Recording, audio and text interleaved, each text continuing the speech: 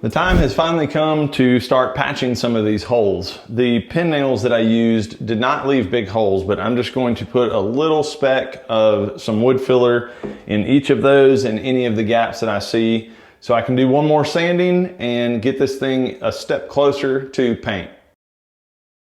I was using this plastic wood filler, and I've got to be honest, it was not my favorite. When I went to sand off some of them, it just popped right out. And some of that's probably because the headless pins are so small, there was really not enough meat there for the stuff to hold on to. But I need your suggestions. Do you have a wood filler that you really like? Please leave me a comment below. I need to know.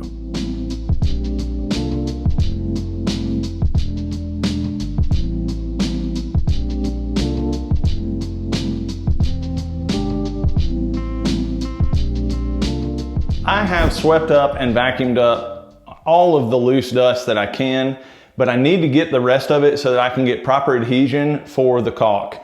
In the corners, it's very important for that next step for that to adhere well. So to do that, I'm just going to use a grout sponge, wring out as much water as possible and just wipe down all the surfaces and then just wring it out occasionally to get all that dust off. That way I have the best chance of everything adhering and won't have any issues.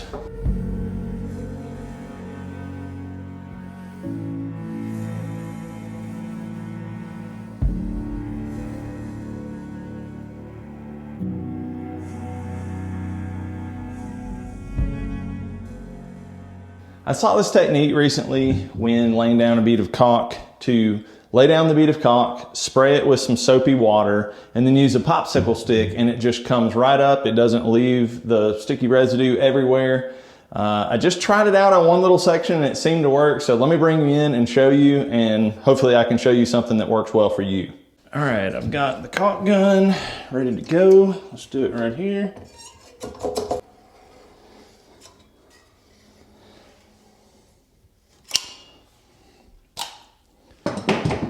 Spritz it with some soapy water. Hit the camera, of course. Then I want to spray the popsicle stick with a little of the same soapy water. Come in here and doing pretty well. Just wipe that off. Go back with my finger. Just to smooth out those spots where it didn't get. I'd say that's a pretty good looking bead right there. I'm sold. Very clean. Used a lot less caulk. Usually I have to wipe off a bunch more than this. So I think I'm gonna keep doing this.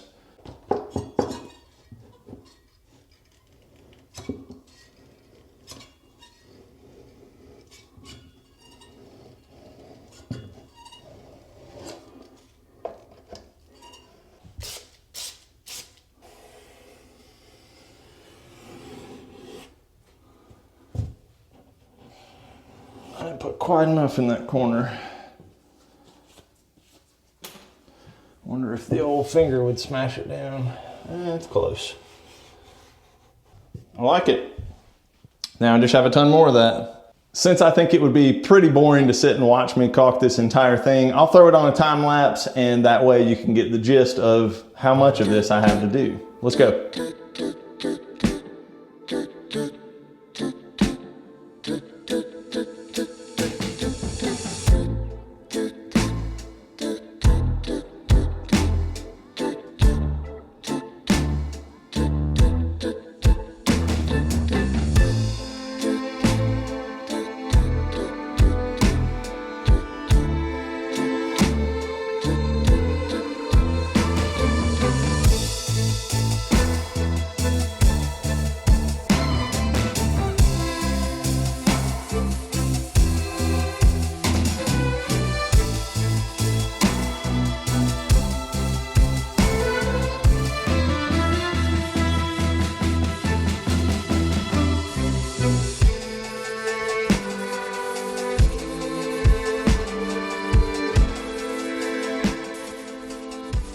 All of the trim in this house is really high gloss, so I needed to scuff it up with some sandpaper before it would even accept any paint.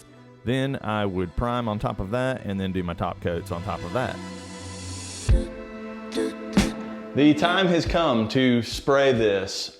We decided not to try to get in all of these cabinets with brushes and rollers, so I'm going to attempt to spray them. On the real skinny ones up top, we may not be able to spray all the way in the back, so I might have to actually roll those. But as soon as I stop recording here, Rebecca's gonna get a couple shots of me. I'm not gonna leave my expensive equipment set up to get overspray all over it, so hope you understand.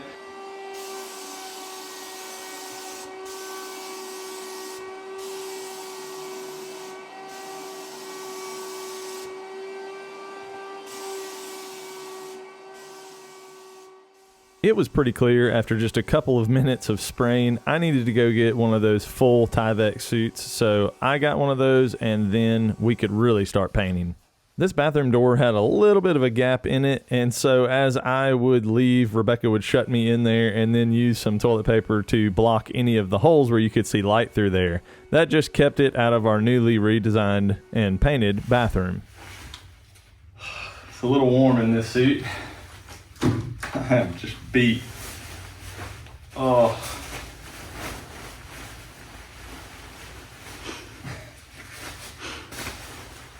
Ooh. Sweaty. Here is the closet progress. Looks a little bit greenish, but it's this nice gray color.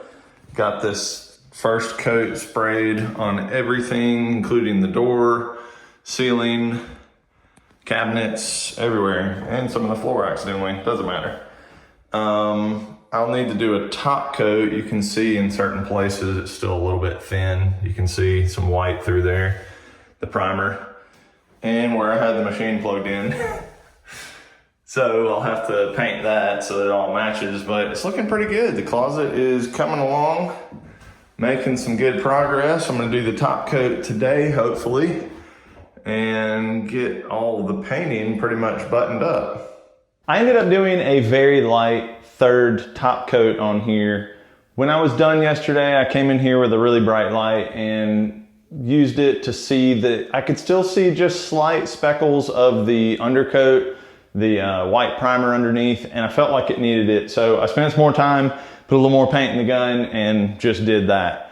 Then I went outside, took the base from earlier that you saw, cut it down to the approximate size so I wouldn't be painting too much stuff, and cleaned it. My wife helped me clean it and prime it, and then top coated with this same color, the base molding as well as the shoe molding that we'll put down after the flooring. So I should have everything painted that I need to paint, and I can move on to other stuff like getting these drawers built and installing the countertops and the floating shelves. This room is really coming together and I'm getting excited about it.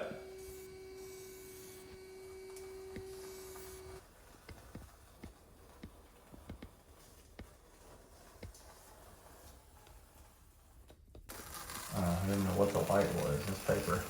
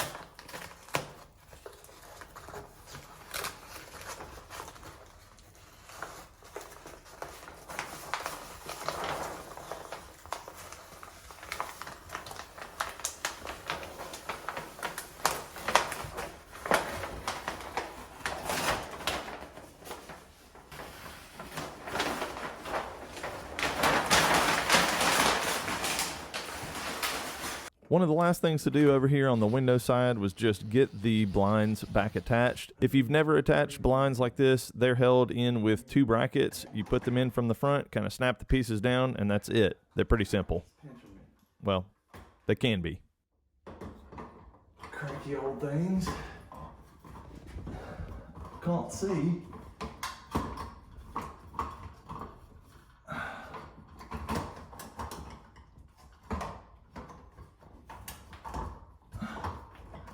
I can't get the thing shut because of the front.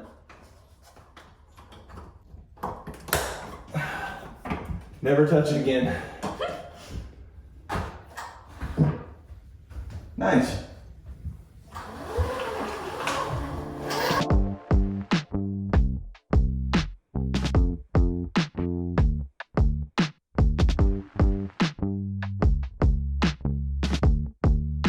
This episode was a little bit shorter than the others, but I felt like this was a good place to stop. Here are some finished shots of what the paint looks like, and if you get a sneak peek in the corner, you can catch some of the future projects, such as flooring and other things. Hey, that's it for this video. Thanks so much for building with me, and I'll see you on the next one.